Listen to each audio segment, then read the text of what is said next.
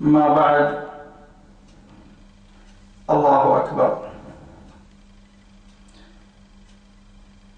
الحمد لله رب العالمين.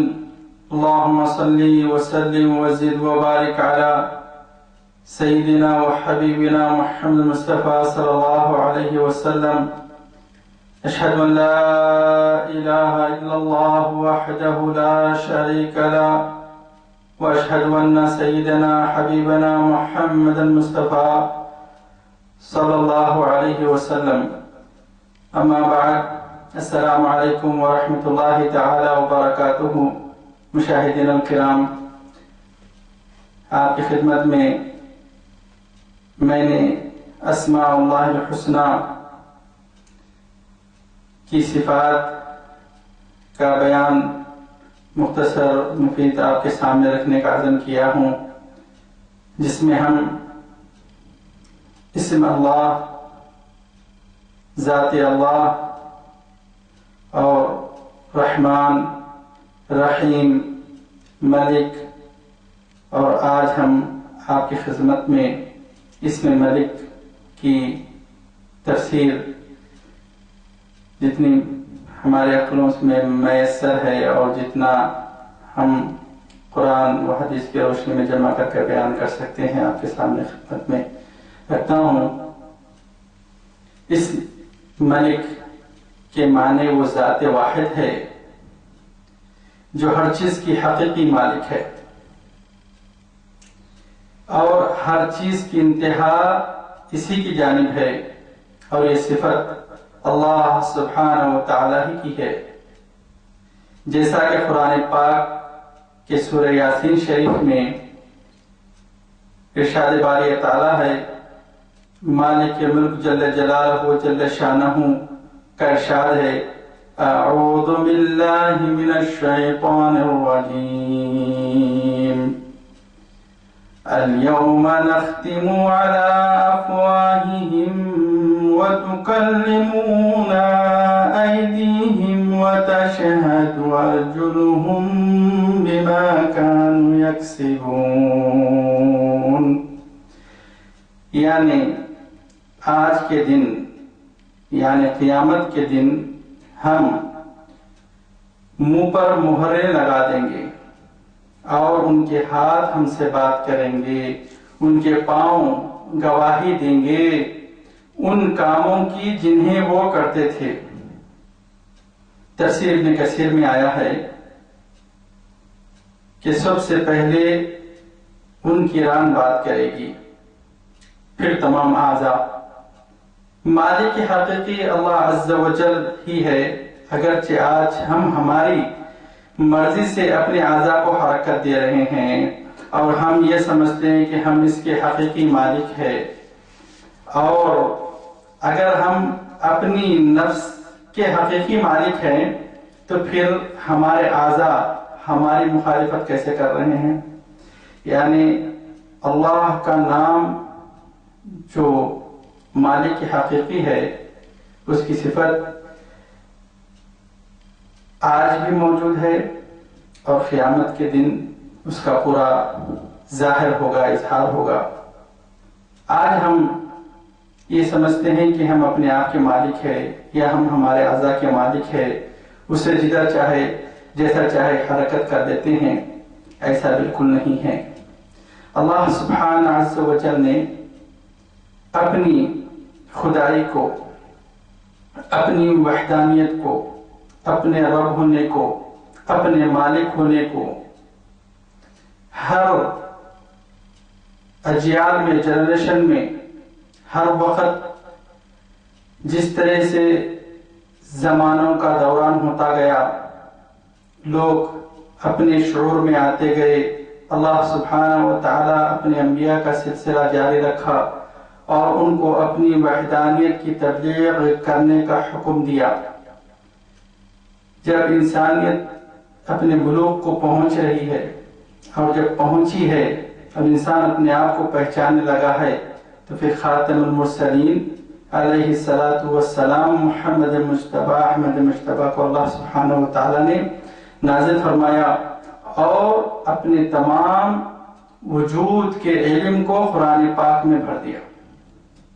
قرآن پاک کو کھولے اور دیکھیں کہ کس طرح سے قرآن اپنی آیات نشانیاں بتا رہا ہے، دکھا رہا ہے۔ قرآن پاک کے تعلق سے یوں ہے کہ اگرچہ کوئی بندہ اذا تريد تحدث مع الله فليقرأ القرآن، اگر کوئی اللہ سبحانہ و تعالیٰ سے بات کرنا چاہتا ہے تو وہ قرآن شریف کو پڑھے، اگر کوئی اللہ سبحانہ و تعالیٰ سے ملاقات کرنا چاہتا ہے فلیصلی، وہ نماز پڑھے۔ الصلاۃ معراج المؤمن، نماز مومن کی معراج ہے۔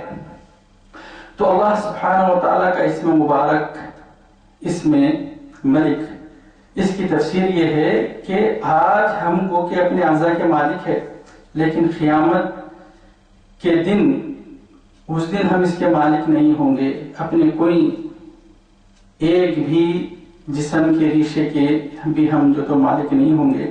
اس لیے اللہ سبحانہ و تعالیٰ سورہ یاسین کی جو میں بھی آپ کے سامنے آیت شریفہ تلاوت فرمایا ہوں، تو تمام انسانوں کے منہ پر مہر لگا دی جائے گی اور اس کے ہاتھ اور اس کے پیر اللہ سبحانہ و تعالیٰ سے جو تو بات کریں گے، یہاں سے بات ہوگی۔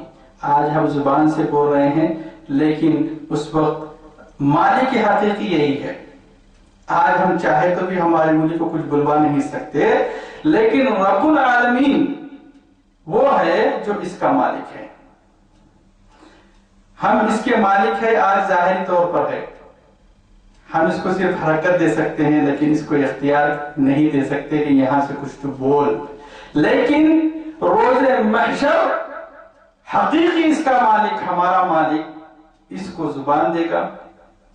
وَتُكَلِّمُونَ أَيْدِيهِمْ، تو یہ ان کے ہاتھ جو ہے تو تکلمون، ہم سے بات کریں گے، اللہ سے بات کریں گے۔ وَتَشْهَدُ أَرْجُلُهُمْ، اور ان کے پیر گواہی دیں گے، ہاں یا اللہ یہ ہم کو یہاں لے جاتا تھا، وہاں لے جاتا، یہ تیری راہ پر صحیح سالم اور استقامت کے ساتھ میں چلتا تھا، روزانہ مسجد کو جاتا تھا، آتا تھا، کبھی غلط قدم نہیں اٹھایا، کبھی اس سے کوئی حرام کاری نہیں کی۔ جیسا کہ تفسیر ابن کثیر کی آیت جزء عامہ کی تفاسیر کے اندر آیا ہے کہ سب سے پہلے انسان کی ران گواہی دے گی، تو یہ ران کہاں کہاں کیا کیا استعمال میں آتی تھی، اس چیز کی یہ پہلے گواہی دے گی۔ تو حقیقی مالک کون ہے؟ اللہ سبحانہ و تعالیٰ ہے۔ تو اللہ سبحانہ عز و جل کے سامنے ہمارے اعضاء تمام بات کریں گے، تو پھر ہم ہمارے اعضاء ہی کے جب مالک نہیں ہیں تو خارج ذات کیسے مالک ہوں گے؟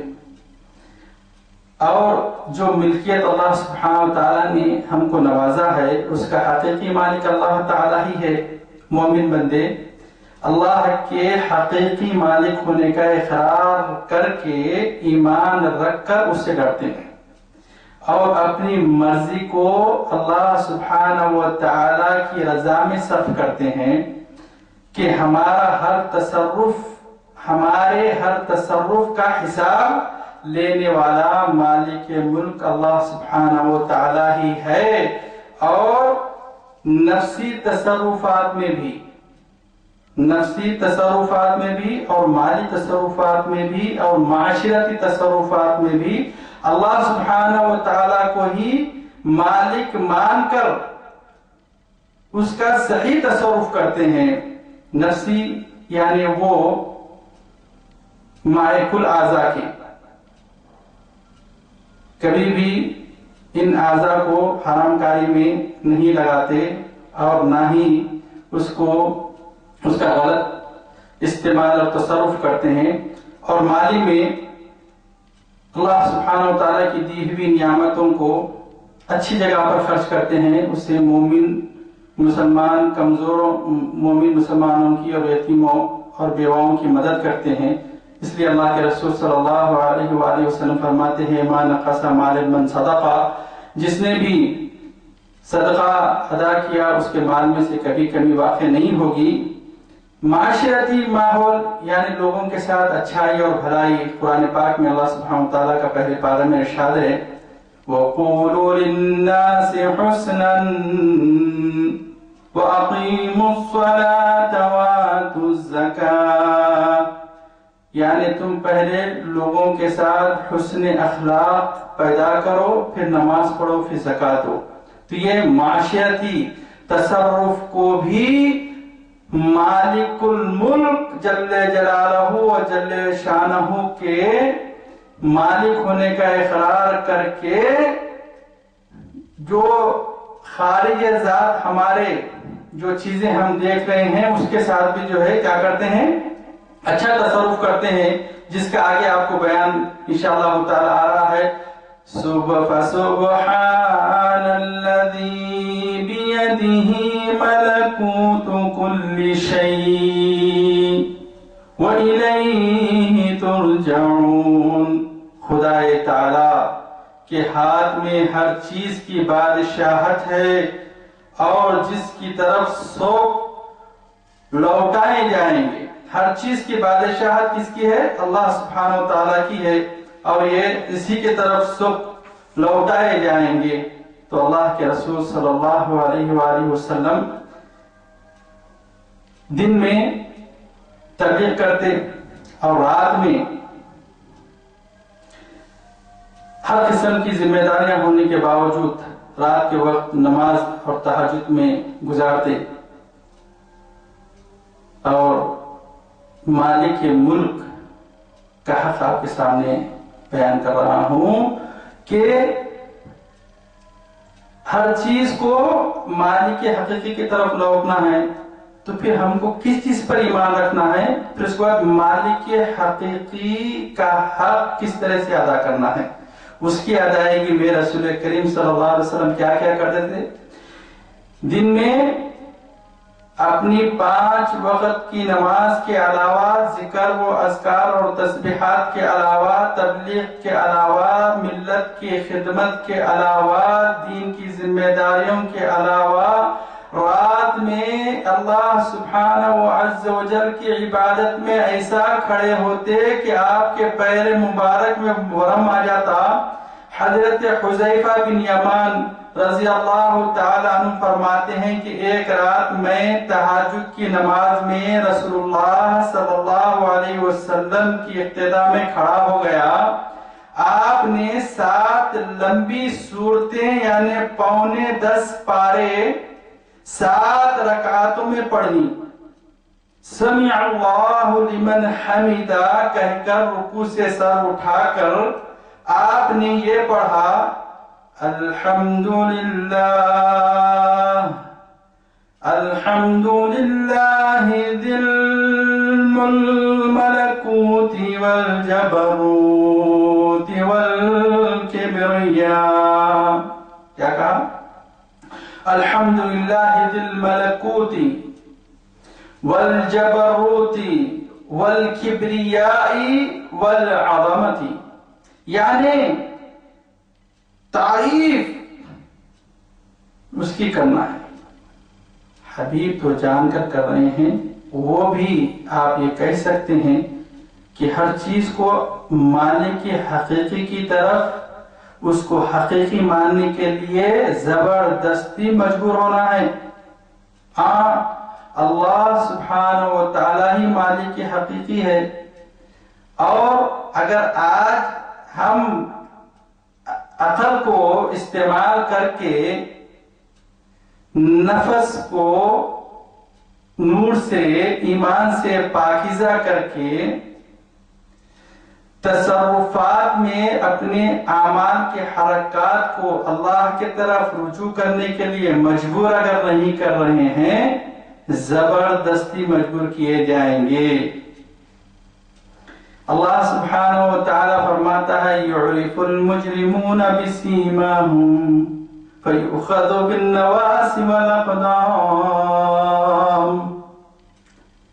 مجرمین پہچانے جائیں گے اپنی پیشانیوں کے ذریعے کہ اس پر لکھا ہوگا کہ یہ مجرم اور کافر ہے۔ اللہ سبحانہ و تعالی کو مالک حقیقی ہونے کا اقرار نہیں کرتا تھا، اس پر اس کی اللہ سبحانہ تعالیٰ کو معبود ماننے پر مجبور نہیں ہوتا تھا۔ کتنی بھی عقل اور سمجھ اس کو دی جائے، اس کے باوجود بھی وہ اپنے ضد کی وجہ سے اللہ سبحانہ و تعالیٰ کی طرف رجوع نہیں ہوتا تھا. یعرف المجرمون بسیماہم، وہ پہچانے جائیں گے مجرمین اپنے پیشانیوں کے ذریعے. یعرف المجرمون بسیماہم فیؤخذوا بنواسی، ان کے پیشانیاں نواسی کے بال سامنے کے پکڑ کر گھٹنوں کے بل گھسیٹتے ہوئے اس کو جہنم میں جھوکا جائے گا. مجبوراً اللہ کو مالک ماننا زبردستی تم کو ہوگا. اللہ سبحانہ و تعالیٰ کی عبادت، اللہ کے رسول صلی اللہ علیہ وسلم مالک حقیقی کا حق ایسا ادا فرما رہے ہیں. ساری رات عبادت میں کھڑے رہ کر اس کے بعد میں کہہ رہے ہیں الحمدللہ. عبادت کرنے کے بعد میں بولے میرا رب جو ہے اس کے لیے تعریف الحمدللہ. ذل ملکوتی، تمام ملکوت یعنی ایک عالم کو ملک کہتے ہیں، ملکوت اس سے زیادہ عوالم کو کہتے ہیں. اور ملک اسی لیے کہا جا رہا ہے، ملکوت اسی لیے کہا جا رہا ہے کہ وہ اس کی ملکیت ہے. کس کی؟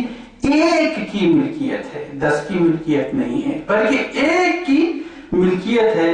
تو تمام ملکیتوں کے مالک کو، جو جبروت والا ہے، جو انسان کی عقل کو، اس کے صاحب شعور و عقل والے کو مجبور کراتی ہے کہ حق معبود ایک ہی ہونا چاہیے. حق معبود کون ہونا چاہیے؟ 10 نہیں ہونا ہے، بلکہ وہ ہونا ہے جو کسی کا محتاج نہ ہو، وہی رب ہونا ہے. تو ہم وہی رب کو اپنا مالک ملک جو ہے بنا رہے ہیں. تو اللہ کے رسول فرماتے والجبروت والکبریاء، کبریائی کس کے لیے ہے؟ تکبر یعنی کبریائی یعنی بڑاپن جب کہتے ہیں. جب گھر میں 1 سے 10 آدمی ہیں تو ایک بڑا ہوا تو پھر اس کو بڑاپن دیا جائے گا. اور جب ان کے پاس ملکیت ہوگی، زیادہ عمارتیں ہوں گی وغیرہ ہوں گی، تو پھر اس کے اندر یہ تو کبریائی آئے گی کہ میں بڑا ہوں. لیکن یہ اللہ سبحانہ و تعالیٰ کی کبریائی ہے کہ نہیں ہے؟ جب پورے ملکوتوں کا مالک ہے تو کبریائی صاحب کبریائی والعظمتی، اور عظیم اور سب سے بڑا. کبریائی میں کون بڑا ہے؟ عظمت والا اللہ سبحانہ و تعالیٰ بڑا ہے. پھر آپ کا رکوع قیام کے مناسب ہی لمبا ہوتا. قیام میں کھڑے ہوئے 7 رکعتوں میں اللہ کے رسول صلی اللہ علیہ وسلم 9.25 پارے جو تلاوت فرمائے ہیں، تو یہ 9.25 پاروں کو جو ہے 7 رکعتوں میں جو تو آپ ڈیوائیڈ کیجئے. پھر اس کے بعد میں آپ نے رکوع فرمایا تو بھی اتنا ہی رکوع فرمایا. پھر جب رکوع سے اٹھا تو آپ نے کیا فرمایا؟ الحمدللہ ذی الملکوت والجبروت والکبریاء والعظمت. پھر اس کے بعد کھڑے ہو کر اتنا ہی وقفہ اس میں دیا. پھر آپ نے سجدہ فرمایا. پھر آپ کا سجدہ شریف بھی جو ہے مثل رکوع شریف کے تھا. پھر تو یہ جابر بن یمان، حذیفہ بن یمان رضی اللہ تعالیٰ فرماتے ہیں میری تو حالت یہ ہو رہی تھی کہ ٹوٹ رہا تھا. میری حالت یہ ہے کہ میں ٹوٹ رہا تھا اور میرے پیر ٹوٹ رہے تھے. یہ ابو داؤد شریف کی روایت ہے. اللہ سبحانہ و تعالیٰ نے آپ صلی اللہ علیہ وسلم کو نبوت سے سرفراز فرمایا. آپ کو جتنا مالک بنایا اتنا کسی کو نہیں بنایا. اللہ سبحانہ و تعالیٰ کے مالک ہونے کا اقرار عبادت سے، قیام سے، رکوع سے، سجدے و تسبیح سے اللہ کے رسول صلی اللہ علیہ وسلم فرما رہے ہیں. تو آئے ہم بھی رب العالمین کو ذل ملکوتی والجبروتی والکبریاء والعظمت کی بڑائی اور عبادتوں میں کثرت کریں کہ رمضان شریف خاص طور سے ایک ایسا موسم میں عبادت ہے جس میں رحمتوں کی بارشیں ہوتی ہیں، مغفرتوں کے دروازے کھل جاتے ہیں اور جہنم سے نجات ملتی ہے۔ تو اس مہینے کی عظمت کو جانو اور اس میں اپنے آپ کو اللہ سبحانہ و تعالیٰ کی قربت میں اور عبادت میں جوڑ لو۔ سبحان اللہ والحمد للہ ولا الہ الا اللہ واللہ اکبر۔ عزیز ساتھیو، هو اللہ الرحمن الرحیم الملک القدوس۔ آپ نے اللہ الرحمن الرحیم، ابھی آپ نے الملک اور اس کے ساتھ القدوس۔ میں اب آپ کے سامنے القدوس کی بھی تفسیر آج کے بیان میں رکھ دیتا ہوں۔ آپ نے اسم اللہ اور اس کی صفات میں رحمان رحیم ملک سماعت فرمایا۔ آج آپ کے سامنے القدوس کا ذکر کرتا ہوں۔ قدوس کے معنی ہر قسم کے نقص یعنی کمی سے پاک ہے۔ اللہ سبحانہ و تعالیٰ کی ذات کمال تقدیس سے موصوف ہے۔ اللہ سبحانہ و تعالیٰ اپنے بندوں کو اس نام کی برکت سے طہارت اور بزرگی اور پاکیزگی عنایت فرماتا ہے، جیسا کہ بیت المقدس اللہ سبحانہ و تعالیٰ قدوس ہے، لیکن یہ جو قدوس ہے اللہ کی ذات کا تقدس انشاءاللہ آپ سماعت فرمائیں گے، لیکن اسم اللہ وہ ذات ہے۔ اب باقی کی جو صفات ہے تو کچھ صفاتوں کو اللہ سبحانہ و تعالیٰ نے اپنے بندوں سے یا کچھ مقامات سے بھی منسوب کیا ہے تاکہ انسان کے اندر شعور آئے کہ اس کا مطلب کیا ہے، پھر اللہ کے اندر اس کی خوبیاں اس سے کتنے درجے زیادہ ہے۔ جیسا کہ بیت المقدس یہ ایک نام ہوا، اور بعض مقامات مقدسہ یعنی وہ قدس سے دیے گئے ہوئے ہیں، اسی طرح استعمال میں آتے ہیں۔ دیکھیے اسماء حسنہ یعنی اچھے اور نیک نام اللہ تعالیٰ ہی کے لیے ہے، مگر ان ناموں میں سے کچھ نام مخلوق کو بھی دیے گئے ہیں تاکہ اس سے تمیز کر سکے، لیکن اس کے باوجود جو صفات مخلوق میں دی گئی ہے وہ اشارہ ہے تاکہ صفات کی پہچان ہو جائے، لیکن یہ ان کی ذات نہیں۔ اسی لیے کوئی بھی مخلوق کو اللہ یا خدا نہیں کہا جاتا، اور اللہ وہ ذات ہے جو خدا ہے، اور خدا تعالیٰ ہی کی طرف ساری صفاتیں رجوع کرتی ہے۔ جب کوئی بندہ رحمدل ہے، کوئی بندہ کریم ہے، کوئی بندہ غنی ہے اور کوئی بندہ سمیع ہے، مگر وہ مطلق رحیم یا کریم یا غنی نہیں ہو سکتا۔ کسی کو ہم کریم کہے تو کیا وہ مطلق کریم ہے؟ نواز رہا ہے کسی کو، غنی ہے، دینے والا ہے۔ آج آپ جائیں گے تو آپ کو دے گا، پھر کل آئے تو کل آئے تھے نا آپ، لیکن اللہ سبحانہ وتعالیٰ وہ نہیں ہے۔ کروڑوں مرتبہ ہے اللہ کے پاس میں، وَاسْجُدْ وَاقْتَرِب، سجدہ کر اور رب کے قریب ہو جا۔ تو یہ صفات جو نوازا ہے رب العالمین، یہ صفات سے اللہ سبحانہ وتعالیٰ کی طرف رجوع ہونے کا اس کے اندر مقصد ہے، لیکن ہر چیز کا مطلق مالک حقیقی اللہ سبحانہ عز و جل ہے۔ ہر کوئی سمیع کہا ہے اللہ سبحانہ وتعالیٰ، آپ کے سامنے میں نے اس سے پہلے کی تیسرے اس میں بیان کیا ہے، فَجَعَلْنَاهُ سَمِيعًا بَصِيرًا، یعنی انسان کو ہم نے سمیع اور بصیر بنایا، یعنی سننے اور دیکھنے والا بنایا۔ تو کیا بندہ مطلق سننے والا ہے؟ اللہ سبحانہ، ایک مثال فرماؤ، اللہ سبحانہ و تعالی تمام کائناتوں کی مخلوقات کو سن رہا ہے، بصیر دیکھ رہا ہے۔ تو کیا جس بندے کو سمیع بصیر کہا گیا وہ دیکھتا ہے ویسے ہی اللہ کی طرح نہیں دیکھتا ہے؟ تو اللہ سبحانہ و تعالیٰ کو آپ اندھیری کوٹری میں بیٹھ کر جس انداز سے، جبکہ آپ کے ایک ذہن میں 1000 وسواس مچر رہے ہیں، لیکن آپ صرف بیٹھے ہوئے مصلی شریف پر ہے اور قصد اور نیت یہ کر رہے ہیں کہ میں اللہ کی طرف رجوع ہوں، تو اللہ سبحانہ و تعالی اس غلبے ایمانی کو وہ 1000 وسواس کے اوپر جو تو غالبیت دے دیتا. ایسا اللہ سبحانہ و تعالیٰ کی ذات ہے. تو ہر چیز بالکل ہماری ہر چیزیں محدود ہے، لیکن اللہ سبحانہ و تعالیٰ کی صفات جو ہے غیر محدود ہے. اسی محدود شخصیت کو ان صفات کے ساتھ مخاطب یا یاد کیا جاتا ہے، لیکن رحم کرنا حقیقی رحیم کی طرف رجوع ہوتا ہے. دیکھے تو پتا چلے گا. سرور کونین صلی اللہ علیہ وآلہ وسلم فرماتے ہیں عرش مولا عز و جل کو اٹھانے والے 8 فرشتے ہیں. عرش مولا عز و جل کو تقدس کا بیان کروں میں آپ کے سامنے، یہ چیز کو دماغ میں رکھنا. اس میں قدوس کا مطلب کیا ہے؟ تقدس تو سب ہوتے گئے، یہ چیز کا تقدس پامال کرے، وہ فلانے کا تقدس پامال کرے، وہ فلانے مقامات مقدسہ ہے، لیکن وہ صفات سے دے کر اس کو ہم تقدس دے رہے ہیں، وہ مقدس اس کو بنا رہے ہیں، تقدس دے رہے ہیں. لیکن قدوس جو ہے وہ خاص اللہ سبحانہ عز و جل کی ذات ہے. تو یہ قدوس کے معنی میں کیا ہے؟ اللہ کے رسول صلی اللہ علیہ وآلہ وسلم فرما رہے ہیں اللہ سبحانہ عز و جل کے عرش بری کو اٹھانے والے 8 فرشتے ہیں.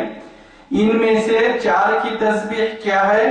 اللہم لک الحمد علی حلمک،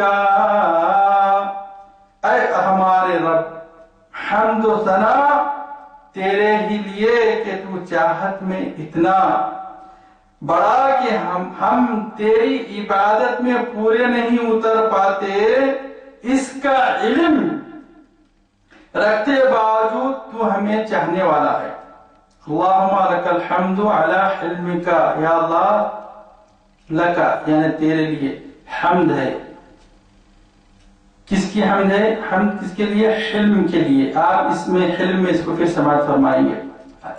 حلم کا بعد علم کا، ہم خاصر ہے جانتا ہے کون بول رہے ہیں؟ اللہ سبحانہ و تعالیٰ کے عرش کو اٹھائے ہوئے فرشتے بول رہے ہیں.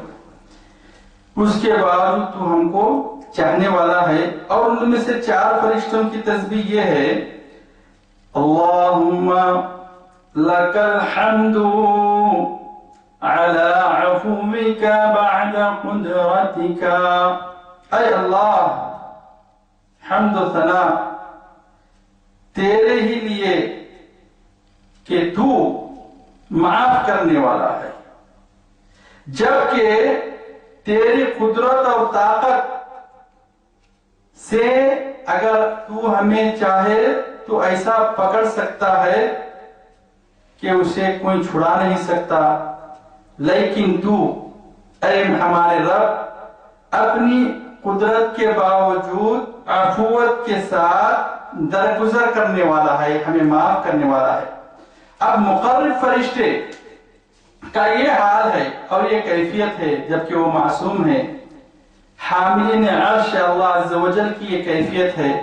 تو پھر ہم اپنے تصرفات کی کیفیت پر غفلت کی ایک گھڑی پر نظر ثانی کر کے تو دیکھیں کہ اب ہم جب کہیں گے اللہم لک الحمد علی عفوک بعد قدرتک، یا اللہ تیری تعریف میں کرتا ہوں، تیری عبادت میں کرتا ہوں، اس کے ساتھ کہ تو معاف کرنے والا ہے جبکہ تو قدرت رکھتا ہے. تو جہاں پر میں جو غلط کام کرا تھا اسی وقت میں ان کو جما دیتا تھا، وہیں پتھر کا بنا دیتا تھا، نہیں معلوم کہاں پر مجھ کو وہاں پر لوگوں کو لے کر آ کے بدنام کروا دیتا تھا. اس کے باوجود اے اللہ تیری ذات عفو ہے، معاف کرنے والی ہے. تو آیا ہماری یہ فرشتوں کی کیفیت ہے، یہ تسبیح ملکوت ہے، ان کی تسبیح یہ کیفیت ہے، تو ہماری کیفیت کیا ہونی چاہیے؟ پھر ہماری حالات کا جب ہم اندازہ لگائیں، اس کے اوپر نظر ثانی کر کے دیکھیں کہ ہماری اطاعت کا کیا حال ہے. اس میں قدوس کے معنی اور اس کی صفت یہ ہے کہ وہ ہر قسم کے نقص اور کمی سے پاک ہے، جس کی تقدیس فرشتے کر رہے ہیں. اللہ سبحانہ عز و جل نے عرش بری کو اٹھانے والے فرشتوں کو پیدا کیا اور ان کے لیے ایک ذکر خاص کیا. اسی طرح ان فرشتوں کے لیے جو کرسی کے گرد ہیں ایک ذکر کو خاص کیا، اور ان فرشتوں کے لیے بھی جو لوح و قلم پر مقرر ہے ان کے لیے بھی ایک ذکر کو خاص کیا. اور ساتھ آسمانوں اور ملائے اعلیٰ کے فرشتوں کا ذکر کیا ہے؟ قدوس ہے. اور تفسیر ابن کثیر میں آیا ہے اللہ کے رسول صلی اللہ علیہ وسلم جب آسمانوں میں ملائے اعلیٰ میں گئے، ملا بھرے ہوا ملا کا مطلب اعلیٰ، اللہ کی عبادت میں جڑے ہوئے ملائکہ اللہ کی عبادت میں لگے ہوئے ہیں. ملائے اعلیٰ میں اونچے مقام پر، اونچائی اتنی کہ اس کے بعد میں کوئی اونچائی نہ رہے، بھرا ہوا اتنا اللہ کی عبادت سے کہ رائے ڈالنے کی جگہ بھی نہ ملے. اللہ کے رسول صلی اللہ علیہ وسلم فرماتے ہیں میں نے آواز سنی ان فرشتوں کی کہ تسبیح کرتے ہیں سبحان العلی الاعلی سبحانہ وتعالی. ہر ایک جگہ پر اللہ سبحانہ وتعالی نے اپنے فرشتوں کو اپنی ایک تسبیح دیا ہے، وہ تسبیح ہی ان کے لیے غذا اور نجات ہے. تو جس میں سے ملائے اعلیٰ کے جو فرشتے ہیں ان کی تسبیح، وہاں کے فرشتوں کا ذکر کیا ہے؟ قدوس ہے. اہل کرسی کا ذکر سبوح قدوس ہے، اور اہل لوح کا ذکر قدوس سبوح رب الملائکۃ والروح ہے. دراصل قدوس کے معنی لطائف و جبروت میں ارفع ہونا ہے، اور قدوس اس اعلیٰ ذات کو کہتے ہیں جس کے انوار ادراک سے برتر و اعلیٰ ہے. ادراک یعنی دیکھنے کے بعد سمجھنے سے حیران ہو جاوے، اور حیرت کی انتہا ایسی کہ عقل، روح، نفس، قلب و نظر توحید الہی کی تقدیس میں ایک تا اور تنہا رہ جائے. ایسی تقدیس الہیت کہ قدوس کا تقدس ایسا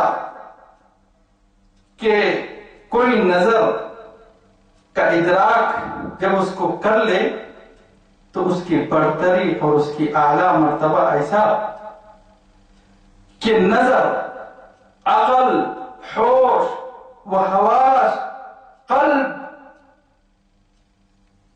ایک دم سمجھائے، اور توحید الہی میں وحدہ کرتے ہی ایک تا اور تنہا ٹھہر جائے.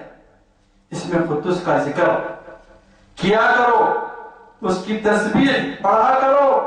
انشاءاللہ تعالی اس اسم میں اللہ سبحانہ و تعالی کی وہ صفت ہے کہ ہمارا وہ رب جو ہر قسم کے نقص اور کمی سے پاک ہے. ایک اعلیٰ قسم کی بڑائی ہے، اللہ سبحانہ و تعالیٰ کی بڑائی کرنا ہے. اللہ تعالیٰ کے لیے تسبیح ہے اس میں قدوس، جس کے پڑھنے والے کی قدر اور منزلت دنیا اور آخرت میں بڑھ جاتی ہے. جس شخص کو لوگ قدر اور منزلت کی نظر سے نہ دیکھتے ہوں اور وہ لوگوں میں مشہور بھی نہ ہو، تو اس اسم کی برکت سے انشاءاللہ تعالی اس کی عزت ہوگی، اور خود اس شخص کے قلب سے، دل سے زنگ دور ہو جائے گا. اور فرشتوں کی جو تسبیح ہے سبحان الملک القدوس سبوح قدوس ربنا ورب الملائکۃ والروح، سبحان الملک القدوس، پاک ہے وہ ذات کہ کوئی بھی ایسی پاکیزگی کے اندر ہے. ملک یعنی ایسا مالک ہے کہ سارے سمندر میں اگرچہ سوئی ڈبی جائے اور جو پانی سوئی کو لگا ہے اتنے پانی کا بھی کوئی مالک نہیں ہے. سمندر کے اندر سوئی ڈبوئی جائے اور جب وہ سوئی باہر آئے تو جتنا پانی اس پر لگ جائے اتنے پانی کا بھی کوئی مالک نہیں ہے، سبحان الملک، ایسا ملک ہے قدوس جس کا تقدس ہر چیز کر رہی ہے، اسی لیے وہ باقی اور دائم ہے اور فیضیاب ہے، سبحان الملک القدوس سبوح قدوس، جس کی تسبیح اور تقدیس بیان کرتے ہیں، سبوح قدوس۔ کون ہے وہ ہمارا رب ہے، ربنا، وہ رب الملائکہ اور تمام ملائکہ کا رب ہے، وہ روح یعنی رب سے مراد سیدنا جبرائیل علیہ السلام ہے، وہ بھی فرشتوں کے جو تو بہت بڑے سردار ہے، اس لیے یہاں پر یہ لایا گیا ہے۔ تو ہم مومن لوگ کس طرح سے اس کی تسبیح پڑھتے ہیں؟ سبحان الملک القدوس سبوح قدوس ربنا ورب الملائکۃ والروح، ہمارا رب اور ملائکہ کا رب اور جبرائیل علیہ السلام روح کا رب۔ اللہ سبحانہ و تعالی ہمیں اللہ سبحانہ و تعالی کا تقدس بیان کرنے والا بنا لے، یا رب العالمین ہم کو ان کے اندر شامل کر لے جو تیری تعریف کرنے والے ہیں، تیری عبادت کرنے والے ہیں، جس کو تو نے اختیار کر لیا ہے۔ اللہ سبحانہ و تعالی ہماری مغفرت فرمائے، ہمارے مرحوموں کی مغفرت فرمائے، ان کے قبروں کو کشادہ کرے، نور سے بھر دے، ان کے حساب کو آسان کرے، روز محشر نبی کریم صلی اللہ علیہ وسلم کی شفاعت اور آپ کے دستے مبارک سے حوض کوثر کا پینا نصیب کرے۔ یا رب العالمین ہم تمام مسلمان مرد و عورتوں کے روزوں کو قبول و مستجاب فرما، اور اس کے اوپر صحیح اور سالم استقامت کے ساتھ میں جو ہے تو اور ماباقی روزوں کا جو ہے اہتمام کرنے کی توفیق عطا فرما، اور ہر سال کے روزے اور آنے والے سال کے روزے بھی ہمیں سلامتی اور خیر کے ساتھ نصیب فرما۔ وصلی اللہ تعالی علی خیر خلقہ سیدنا و شفیعنا مولانا محمد وعلی آلہ وصحبہ اجمعین، آمین والحمد للہ رب العالمین۔ اس کے بعد المؤمن والمہیمن کی تفسیر آپ کے سامنے رکھتا ہوں۔ خدا حافظ۔